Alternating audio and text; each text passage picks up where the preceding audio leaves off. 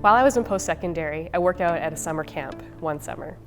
I went out with this group of young boys to the north shore of the camp, and we did a lot of wilderness activities and outdoor things. And on the last day, a lot of the boys were hanging out near the dock by the water, while the rest of us were cleaning up at camp. All of a sudden we heard quite a commotion going on, and there was one boy in particular who was feeling quite devastated, and through sobs let us know that he had dropped his very treasured grandfather's knife in the water. It was deep, it was murky, there's no way you could possibly find it. A lot of us adults just kind of dismissed it and said, oh, whatever, in a sense. We comforted him, but let him know there's probably no way you're going to be able to get that back. However, as time went on, a few minutes passed, and one of the boys was remembering back to our campfire talks the other night about trusting God.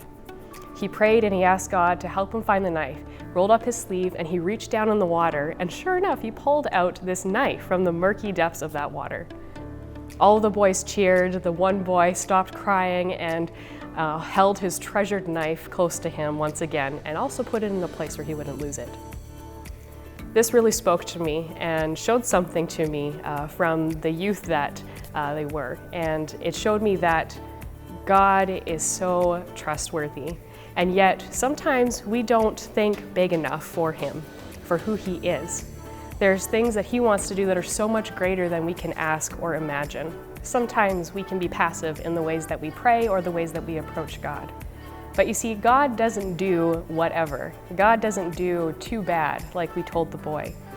He is God of miraculous things. He can do things beyond anything that we could imagine. In John 1, it says that the Word became flesh and dwelt among us.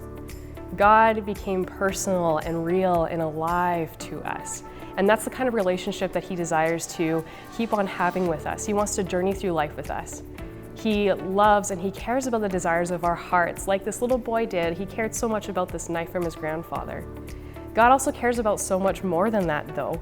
He has far greater things in mind. He has desires on His heart that He wants us to know. And it's through prayer that we can commune with God and that we can get to know His heart for us and for other people. And then we can begin to walk that out. God has made His move. What will yours be today?